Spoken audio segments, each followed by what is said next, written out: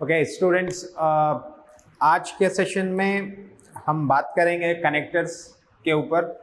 Conjunctions जिन्हें कहते हैं पार्ट्स ऑफ स्पीच में एक इम्पॉर्टेंट ये पार्ट ऑफ स्पीच होता है और ये दो वर्ड्स को, दो फ्रेजेस को या दो क्लॉजेस को आपस में जोड़ने का काम करता है।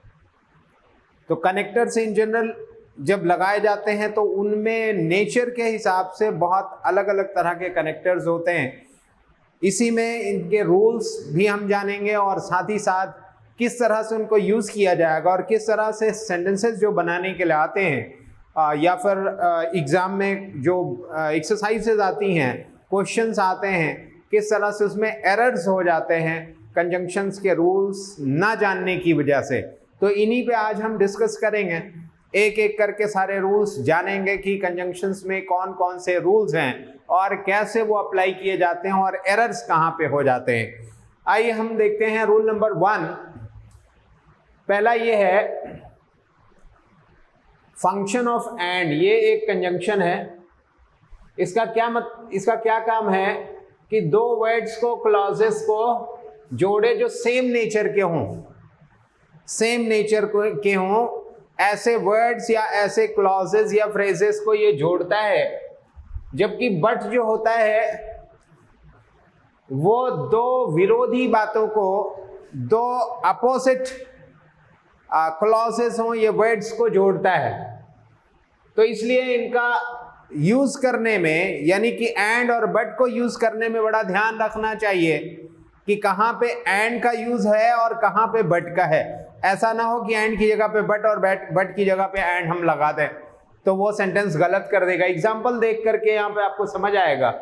To err is human and to forgive is divine।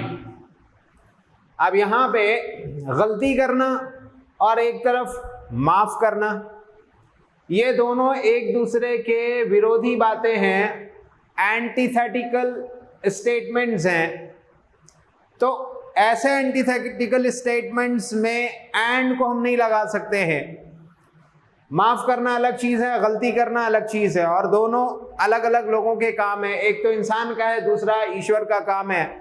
तो यहां पे एंड की जगह पे हमें बट लगाना पड़ेगा, क्योंकि बात एकदम विरोधी है। इसमें एंड से जोड़ने का सवाल नहीं उठता है।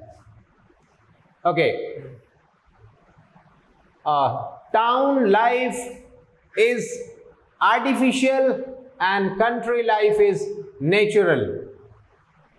अब आप यहां पे देखें, ये भी दोनों अलग अलग बातें हैं। टाउन की लाइफ जो है वो आर्टिफिशियल है और गांव की लाइफ जो है वो बड़ी ही प्राकृतिक है, या फिर जो कह सकते हैं स्वाभाविक जो तरीका होता है उसको अपनाते हैं, यानी कि बनावटी तरीके से लोग लाइफ नहीं जीते हैं। तो अब इसमें एंड लगाएंगे तो ये सही नहीं पड़ेगा, यहाँ पे भी हमें बट का यूज करना पड़ेगा, तब जाकर के ये सही सेंटेंस बनेगा। तो बात ये हो रही थी, he is very generous but distributes arms. अब जो सखी है, उदार है, वही तो बांट सकता है, लेकिन ऐसे ये बात एकदम गलत हो जाती है बट यहाँ पे लगाना, क्योंकि ये स्टेटमेंट जो हैं ये दोनों साइड के आप क्लॉजेस को देखेंगे तो ये एंटीथेटिकल नहीं है, बल्कि सपोर्ट करते हैं एक दूसरे को, एक दूसरे के विरोधी नहीं है। वो उदार है तभी तो गरीबों को दान देता है या फिर भीख देता है। तो यहाँ पे बट नहीं लगाएंगे, बट की जगह पे यहाँ एंड होना चाहिए। जैसे यहाँ पे बट होना चाहिए, जो विरोधी बातें हैं वहाँ पे बट लगाया जाता है, और जो एक ही तरह की बातें होती हैं वहाँ पे एंड लगा करके उसको जोड़ा जाता है। नेक्स्ट रूल में देखेंगे, और जो है, और एक कंजंक्शन है, उसका ये फंक्शन है कि वो अल्टरनेटिव बताए, अल्टरनेटिव या चॉइस बताए।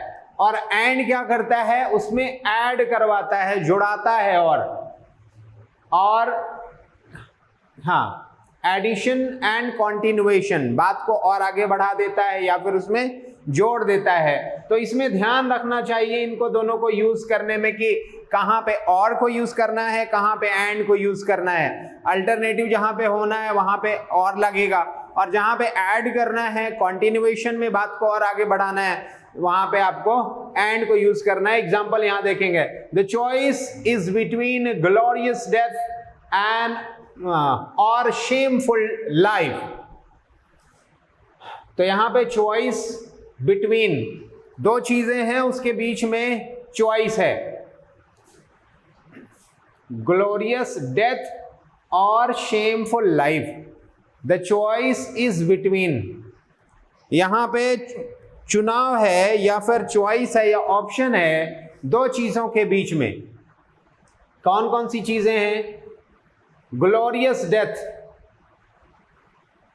शानदार मौत, या फिर shameful life.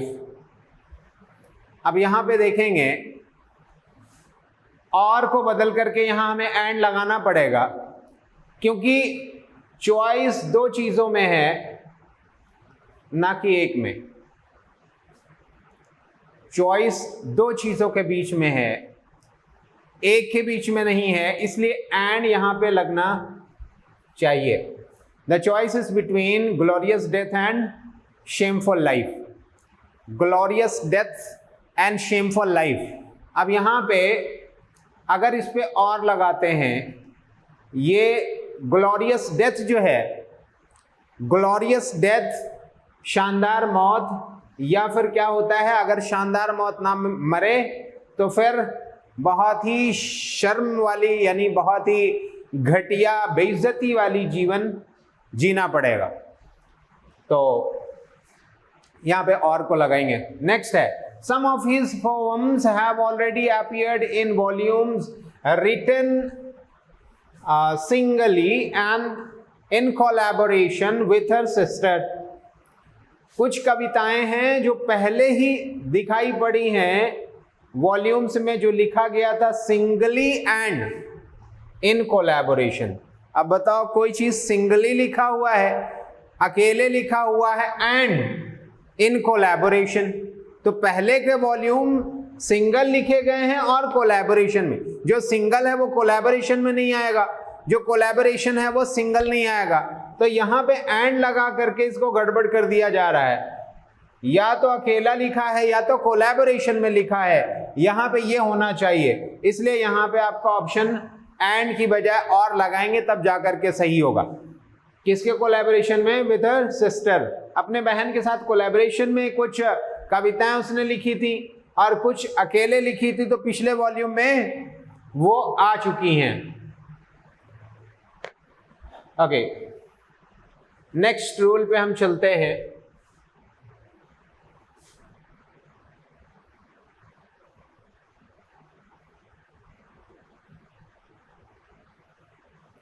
Rule number 3, in a question direct और इनडायरेक्ट, अगर नाउन फॉलो करता है, फॉलोइंग और is mean to be contrasted with the noun preceding it, but put an article if possible before the second noun, and if preposition has been used before the first noun, repeat it before the second. अब यहां पे आप देखेंगे, has he gained a prize or scholarship। अब यहां पे इसके पहले आर्टिकल नहीं लगा है, तो आर्टिकल पहले तो आर्टिकल लगाना चाहिए स्कॉलरशिप के पहले। ये दोनों अलग अलग चीज़ें हैं, और इस तरह से कह रहे हैं कि और लगा करके अगर आया हुआ है तो ऐसा नहीं कि हम इसको कॉमन मान लें और दोनों को एक ही में नाप दें।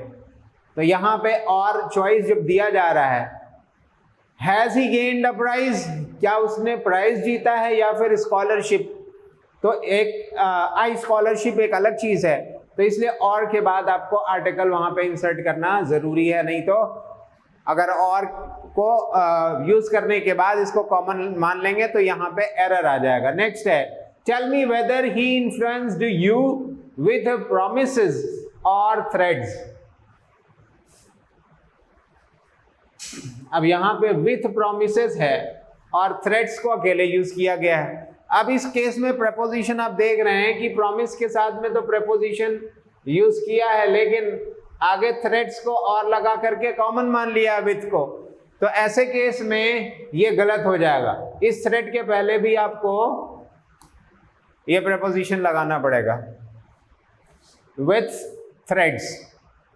नेक्स्ट रूल है, अगर बोथ कंजंक्शन को यूज किया जाता है तो ये ध्यान रहे कि इसका जो प्रॉपर कोरिलेटिव है वो एंड होता है, बोथ के साथ में एंड ही आता है। इसके अलावा बहुत सारे दूसरे भी कंजंक्शन लगा दिए जाते हैं जो क्वेश्चंस दिए जाते हैं उसमें एरर वाले में, तो एरर्स यहाँ बना दिया जाता है दूसरे तरह के, इस तरह के कंजंक्शन, कोरिलेटिव कंजंक्शन लगा करके। तो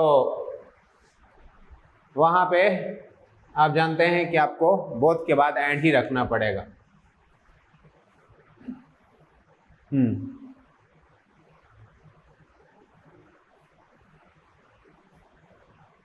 ओके, एग्जाम्पल देखेंगे। Both John as well as, अब यहां देख रहे हैं both John as well as, तो अब यहां होना क्या चाहिए, both John and his father, John and his father यहां पे लिखा हुआ है।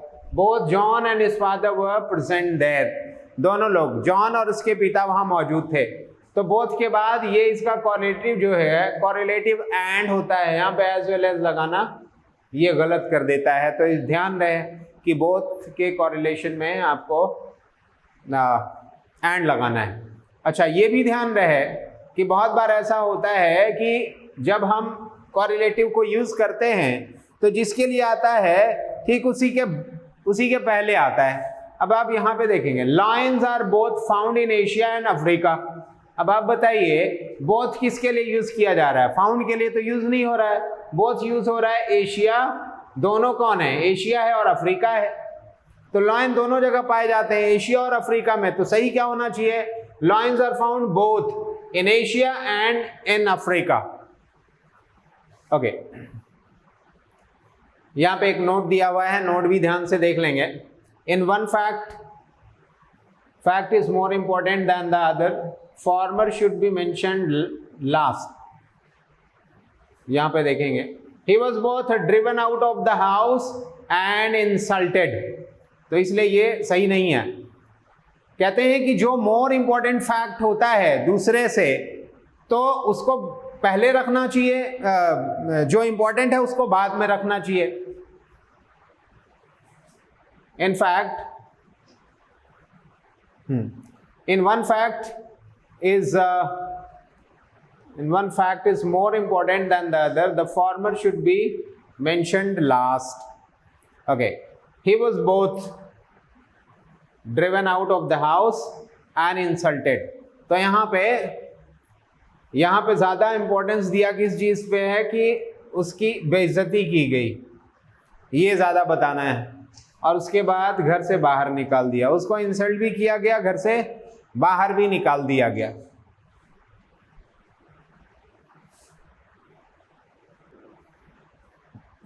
Here is rule number 5। हाँ, रूल नंबर 5 में देखना है, बोथ के बारे में ही है। इसके पास पॉजिटिव सेंस होता है और इसलिए नेगेटिव सेंटेंस में नहीं यूज करते हैं। तो अगर सेंटेंस नेगेटिव बनाना है तो बोथ की बजाय हम नीदर को यूज कर लें, क्योंकि बोथ एंड भी दो के लिए आता है और नीदर निगेटिव दो के लिए आता है। तो हमें नीदर को यूज कर लेना चाहिए, बोथ की जगह पे बोथ नहीं यूज करें तो अच्छा है। जैसे both John and his father were not present there, अब ये निगेटिव आ गया, नॉट प्रेजेंट देयर।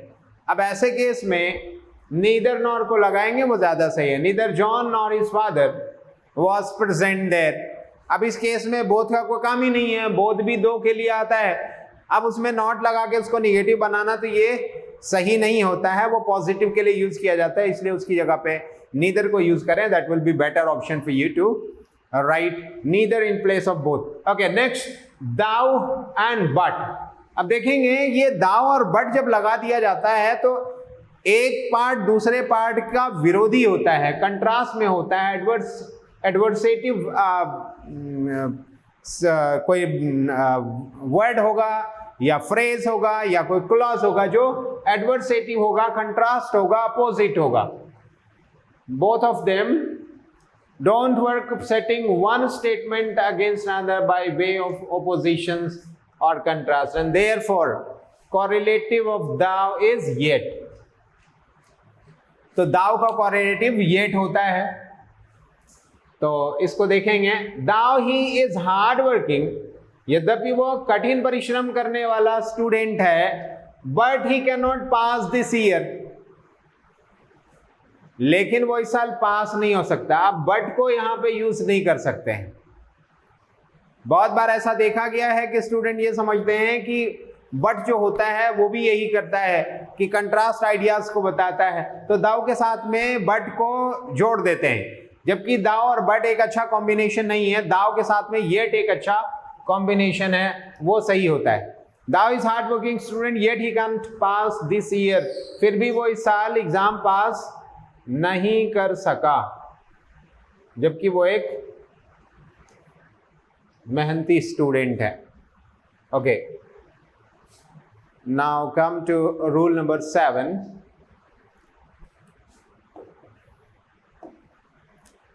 अब रूल नंबर 7 देखेंगे. यहां पे यूज, ये भी कोरिलेटिव कंजंक्शन ईदर और का है और नीदर नॉर का है. ये दोनों कोरिलेटिव पेयर हैं, एक पॉजिटिव के लिए आता है, दूसरा निगेटिव के लिए आता है. तो number of the pair is placed before words of the same part of speech of the same function. जब ये दो सेम पार्ट ऑफ स्पीच को जोड़ता है, ये ऐसा कंजंक्शन है, तो ये चीज का ध्यान रहे कि ऐसा ना हो कि एक साइड वर्ब के पहले लगा है और दूसरे साइड नाउन के पहले लगा है. तो सेम पार्ट ऑफ स्पीच होना चाहिए. ऐसे अक्सर गलतियां स्टूडेंट करते हैं कि जब सेंटेंस बना रहे होते हैं या कि कुछ एग्जाम्स में ऐसे सेंटेंसेस दिए जाते हैं तो कोरिलेटिव का एक पार्ट जो होता है वो वर्ब के पहले लगा दिया, दूसरे को नाउन के पहले लगा दिया. तो इस तरह से देखा जाता है कि वहां पे स्टूडेंट समझ नहीं पाते हैं और गलतियां होती हैं और वो गलती पकड़ में नहीं आती है. तो आइए हम इसको एग्जाम्पल के साथ में देखेंगे, तब आपको ज्यादा अच्छा समझ में आएगा. It is a pity that the world which seems so various and so beautiful has neither joy not love peace nor sympathy. अब ऐसे कंडीशन में नॉर को रिपीट करना पड़ेगा. अब यहां पे ना neither Joy nor love nor peace nor sympathy. तो अब ये सही हो पाएगा. अब इसमें अगला सेंटेंस देखेंगे. he is either manager, proprietor or both. अब यहां पे इसके पहले भी और आपको लगाना पड़ेगा. neither he helps his mother by money nor bye other means. अब यहां पे देखेंगे तो एकदम अलग हो गया. यहां प्रोनाउन के पहले नीदर लगा हुआ है, यहां पर अदर मीन्स ये नाउन के पहले लगा हुआ है.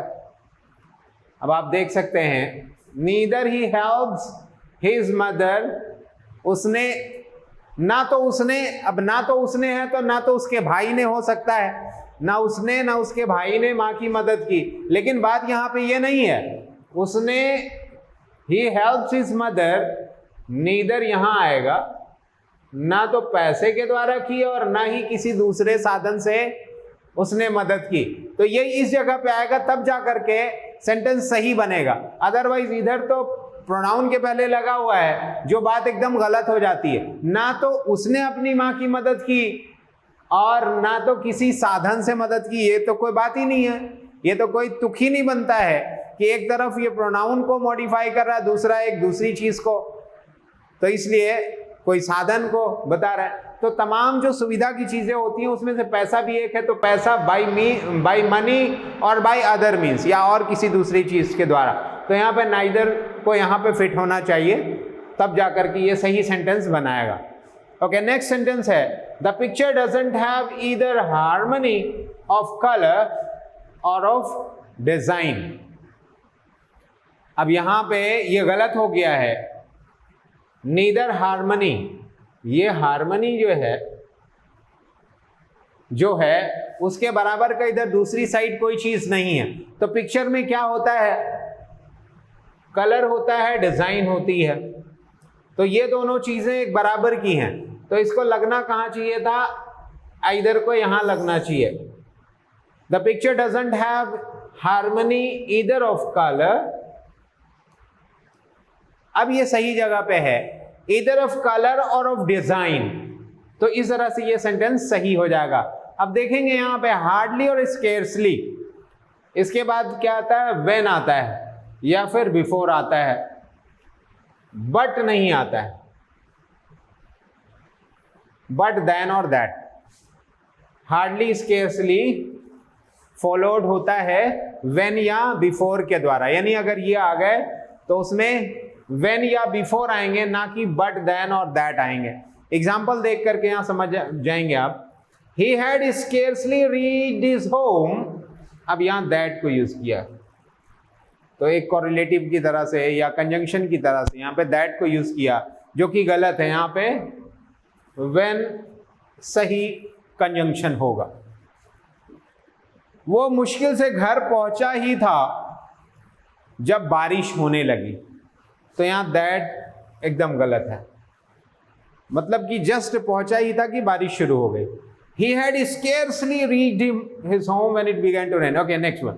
Hardly had I finished one set of papers, then another set arrived. अब यहां पे मुश्किल से मैंने फिनिश ही किया था एक सेट ऑफ पेपर्स को कि दूसरा आ गया। अब यहां पे कि दूसरा आ गया, देन अनदर सेट अराइव्ड, ये इसका सही कॉम्बिनेशन नहीं है, इसको होना चाहिए hardly had I finished one set of papers when. तो आपने देखा कि व्हेन या बिफोर को लगाते हैं।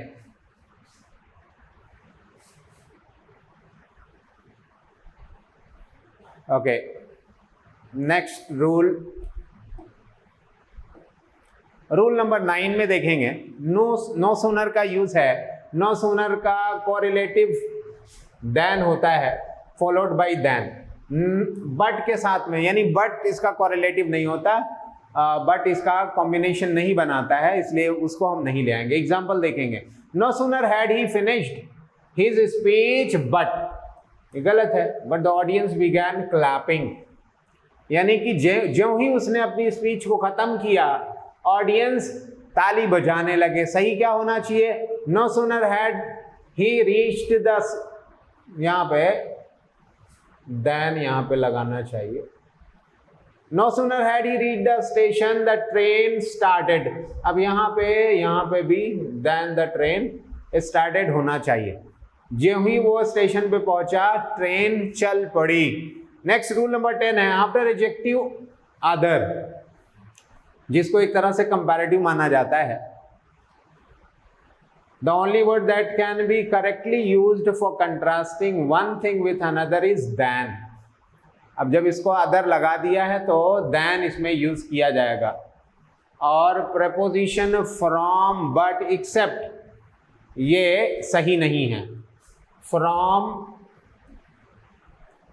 बट या एक्सेप्ट लगा करके अगर बनाएंगे तो वो गलत हो जाएगा, इसलिए अदर के साथ में देन को हम यूज करते हैं, ना कि बट या एक्सेप्ट। इस तरह फ्रॉम को, बहुत बार फ्रॉम को लोग यूज कर देते हैं। He had no other subject but to get back his money. He had no other subject but to get back his money, कहते उसके पास कोई रास्ता नहीं था सिवाय इसके कि वो पैसे वापिस ले ले। तो अदर सब्जेक्ट यहाँ पे है, तो ये बट की बजाय यहाँ पे अदर के साथ में देन कंपैरिजन में ये इसका कोरिलेटिव बनेगा। He had another reason from what he professed। अब यहाँ पे आप देखेंगे he had another reason, तो reason he had another reason, तो अब यहाँ पे then को ही यूज करेंगे तब जा करके ये सही सेंटेंस बनाएगा। He had another reason than what he professed। Okay, जो कुछ उसने कहा था उसकी दूसरी वजह थी। नेक्स्ट है he had no other claim, फिर यहां पे लग गया टू द पोस्ट ऑफ, यहां एक्सेप्ट लगा है जो कि सही नहीं है,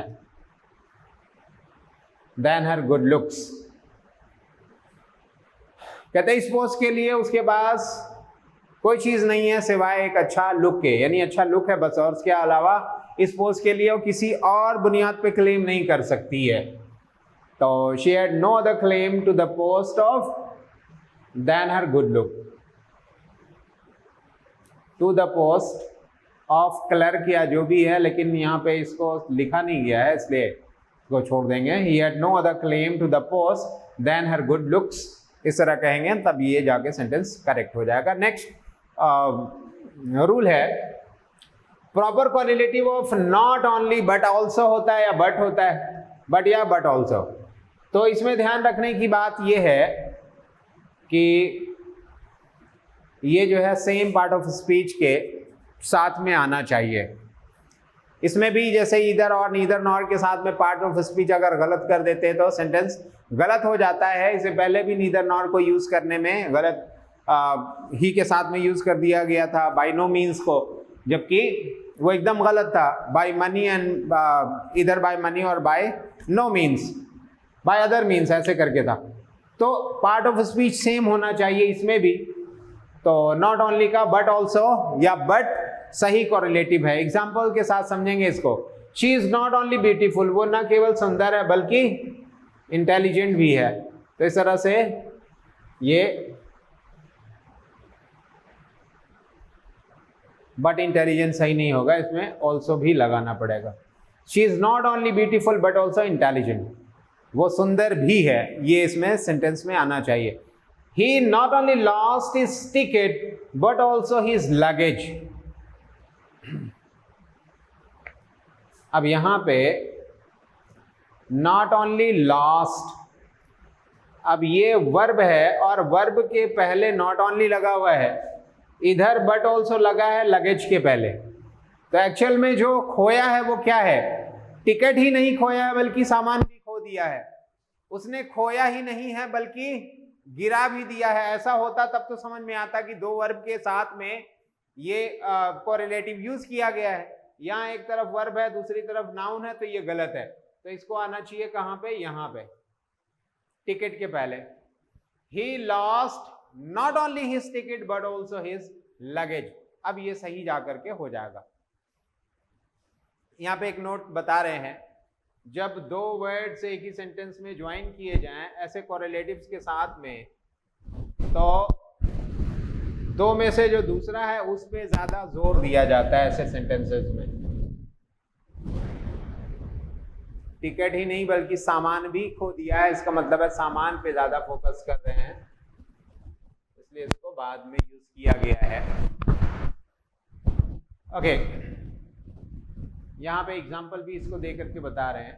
not only all other man but also I think it is to be wrong, एकदम गलत है। But also I, not only all other man. यहां कह रहे हैं कि ना कि सारे लोग बल्कि मैं भी, ये एकदम गलत यूज किया गया है। किस तरह से इसको? बल्कि but also I think it to be wrong, मैं भी सोचता हूं कि यह गलत है। सारे लोग ही नहीं बल्कि मैं भी सोचता हूं कि यह गलत है। इसको होना यह चाहिए कि not only I but also all other man. तो दूसरे लोग भी, मैं ही अकेले नहीं, दूसरे लोग भी ये सोचते हैं इस बात को कि यह गलत है। ओके, रूल नंबर 12 में देखेंगे सच और सेम। जब इनको यूज किया जाता है एडजेक्टिव की तरह से, तो इनके साथ में कंजंक्शन एज या दैट आना चाहिए। सच और सेम के साथ में एज या दैट आएगा तो ज्यादा सही रहेगा। Preferably by as with things and by that with persons. यानी अगर चीज आएंगे, थिंग्स आएंगे तो ये एज आएगा, और अगर दैट है तो इसका मतलब है पर्सन होना चाहिए, वो ज़्यादा सही सेंटेंस बनाएगा। लेकिन किसी भी कीमत पर ऐसा नहीं होगा कि उनकी जगह पे हु या विच या हुम को यूज किया जाए। सच और सेम आ गया तो एज दैट को तो यूज कर सकते हैं, लेकिन हु विच हुम को नहीं यूज कर सकते। ये एकदम गलत हो जाते हैं। ये रिलेटिव प्रोनाउन इसके साथ में बिल्कुल नहीं आ सकता। एग्जाम्पल देखेंगे इसके लिए।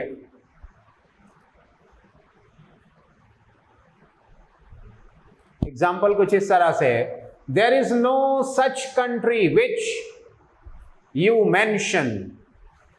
अब आपने देखा कि एज को यूज किया जाता है जो थिंग्स होते हैं, दैट को यूज किया जाता है जब पर्सन होते हैं। तो यहाँ पे कंट्री है, सच कंट्री, तो इसके लिए ये एक कोई पर्सन तो है नहीं, तो इसमें एज को यूज करना ज्यादा सही है। He is the same man, ये वही आदमी है, दैट आई मेट, जिसे मैं मिला यस्टरडे। तब यहाँ पे होम यूज करना गलत है, इसको होना चाहिए that I met yesterday, home नहीं। He is such a boy, ये इस तरह का लड़का है जो, अब यहाँ पे दैट को यूज करेंगे, दैट कैनॉट बी रिफॉर्म, जिसको सुधारा नहीं जा सकता। ये इसी तरह का लड़का है जिसे सुधारा नहीं जा सकता है। तो अब आपने समझ लिया कि किस तरह से सेम और सच के साथ में हमें एज या दैट को यूज करना है, ना कि हु विच या हुम का यूज करना है ना। रूल नंबर 13 देखेंगे। अगर सच को यूज किया जाए प्रोनाउन की तरह से शुरू में सेंटेंस के, तो इसमें एज नहीं आएगा। सच को शुरू में प्रोनाउन की तरह से यूज किया जाए तो एज नहीं आएगा, बल्कि क्या आएगा, दैट आएगा। सच एज ना करके सच दैट आएगा। जैसे यहां पे है, ये प्रोनाउन की तरह से है, क्योंकि ये वर्ब है, ये वर्ब है was, और इसके पहले ये आया हुआ है, तो प्रोनाउन का काम कर रहा है। सच was her ambition, इस तरह उसकी महत्वाकांक्षा थी, as she found nothing to satisfy her, कि उसे कुछ भी नहीं मिला सेटिस्फाई करने के लिए। तो अब यहाँ पे as की बजाय that को लगाना सही है, that she found nothing to satisfy her. Okay. As is not followed by so except for the sake of emphasis.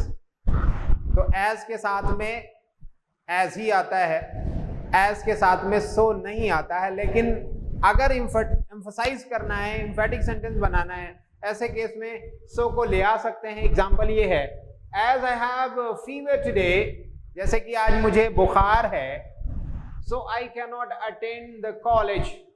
तो यहाँ पे कोई एम्फैटिक बनाने की जरूरत ही नहीं है। अब यहां पे देखेंगे ये सेंटेंस किस तरह से है, एज यू सो, जैसे बोगे, सो शैल यू रीप, वैसा ही काटोगे। अब ये सेंटेंस एम्फसाइज किया जा रहा है, तो इसमें एम्फसाइज करने के लिए सो को एज का कोरिलेटिव यूज किया गया है, जो कि एकदम सही है।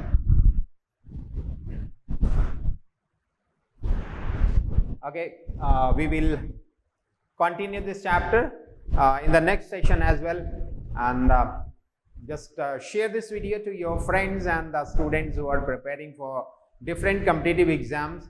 This will be very helpful for them to understand the use of conjunctions.